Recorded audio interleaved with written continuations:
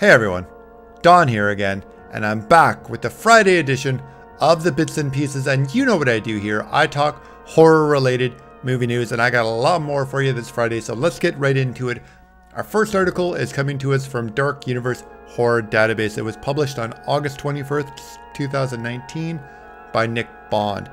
More Halloween news. We've heard this rumor.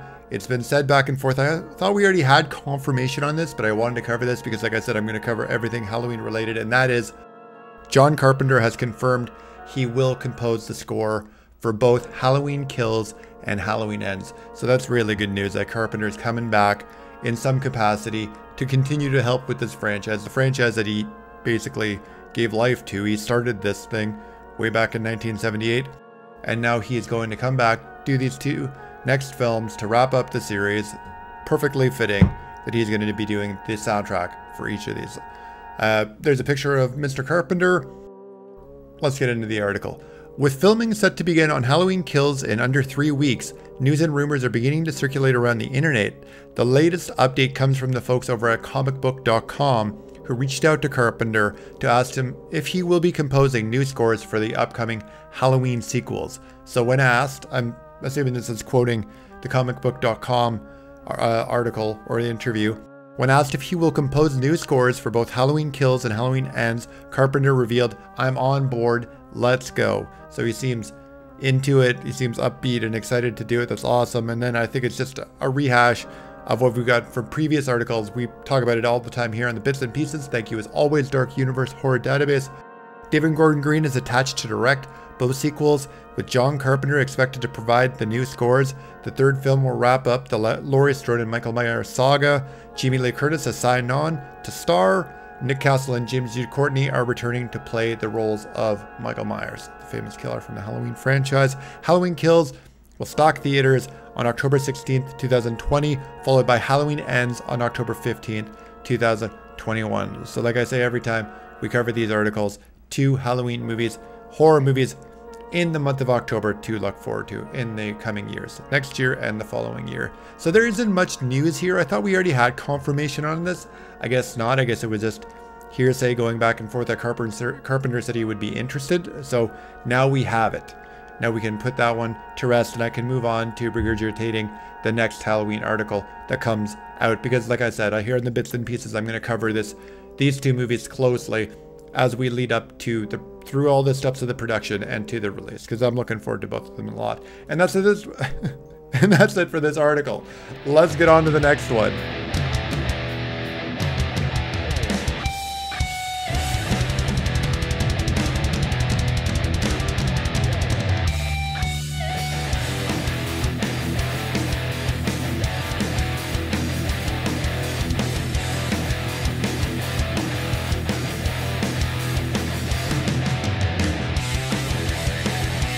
And for our next article, we're going to go to bloodydisgusting.com. This article was published on August 20th, 2019 by John Squires.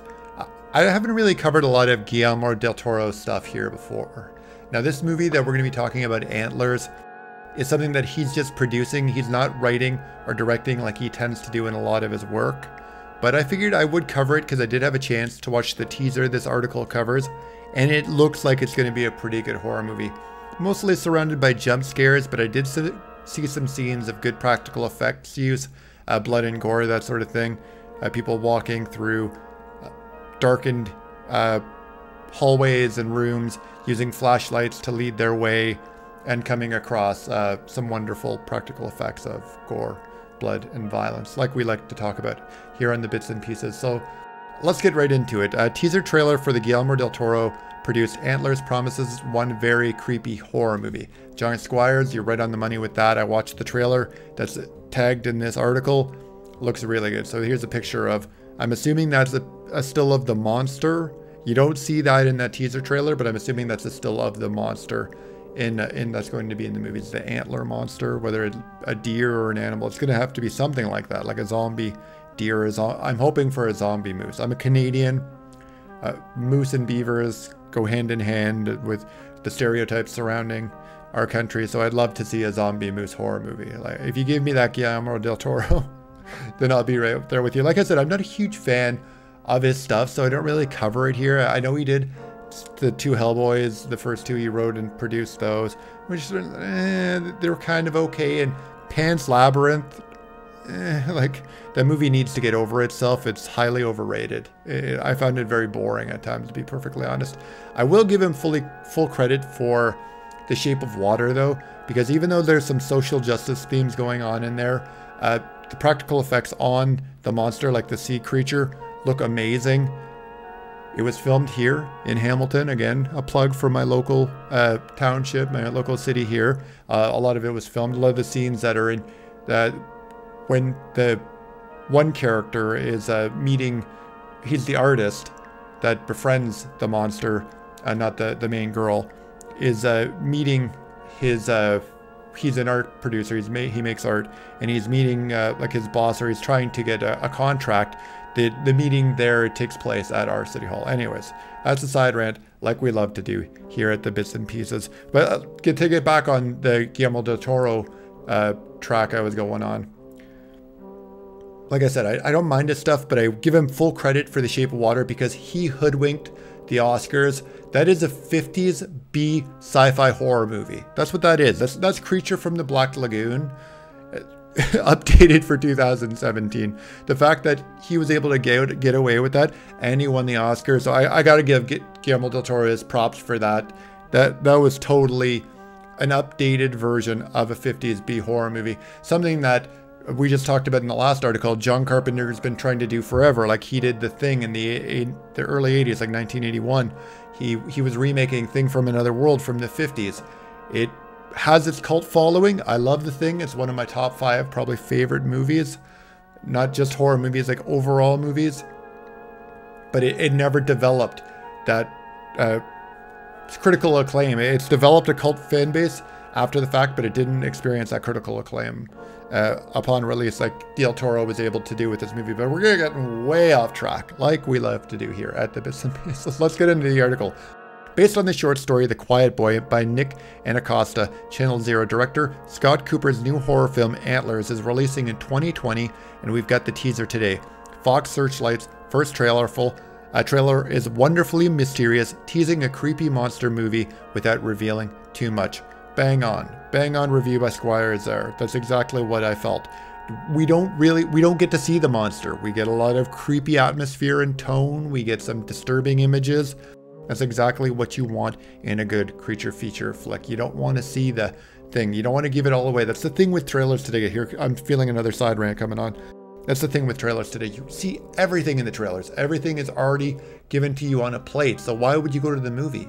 And then Hollywood producers and the big money behind all these movies, the studios, are wondering why box office receipts are going down constantly every year. And it's not just that. The availability of home media, the quick access to the streaming, that a younger generation like the millennials and the post-millennials don't want to go to the movie theaters anymore. Why would you go to the movies and pay for it if you're already seeing everything, that all the scenes you'd want to see on the screen? Anyways, let's get into it. Check it out below with a brand new official poster. We're going to talk about that. I thought the poster was great. In Antlers, a small town Oregon teacher, Carrie Russell. Now, it took me a minute to place her, Carrie Russell, in the trailer, so if you watch the trailer, you might have that head scratcher if you don't recognize the name right along. But she's Felicity. Felicity, like the show from the late 90s, the Fox series. Carrie Russell is still a thing. And her brother, Jesse Plemons, the local sheriff, become entwined with a young student, Jeremy T. Thomas, harboring a dangerous secret with frightening consequences. Graham Greene, who, again, is Canadian. I wasn't sure he was still around, but he's still with us, so it's awesome that he is. Scott Hayes, Rory Cochrane, and Amy Madigan also star. The film is written by Henry Chason and Nick Anacosta, with revisions by Scott Cooper. So it sounds like they had some rewrites there. It sounds like the initial script was rejected. When I see that, and Del Toro probably went to bat for these guys a lot to get this movie produced and out there. He's probably putting a lot of money there, and he probably got the studios to take this, because you see revisions even in a blurb as this close to release, coming up next year, that there is probably heavy rewrites involved and maybe some reshoots as well. But maybe even before I got that out of the script stage. Who knows? Anyways, there's the link to it. I'd say check it out if you have the chance. The trailer is really cool. And here's the poster. Pray Pray it desires not you. So the antlers intertwined with some blood on it. That's all it is. It's a simple poster. I like the writing on the word antlers. I think it's well done. So I'm looking forward to that movie. It doesn't say when it's going to be coming out. So the exact release date, I should have done better research on that. The IMDb site didn't have a release date, so they might have not even announced it. We just have a teaser. We have a teaser trailer. So check it out. That's it for this article. Teaser trailer for Guillermo del Toro produced Antlers promises one very creepy horror movie. That's it for this article. Let's get on to the next one.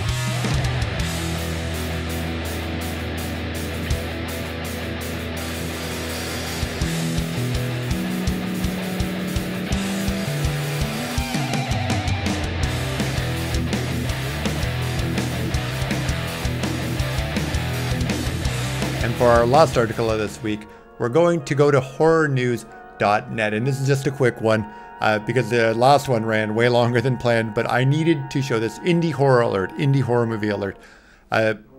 Camp wedding, campy horror romp meets wedding comedy. Look at this poster. Mia's getting married this weekend. If it kills her, we've got the typical 80s-esque horror eyes in the background. We've got like crazy writing. We've got a slasher with like a Jason mask that's also like a duck bill.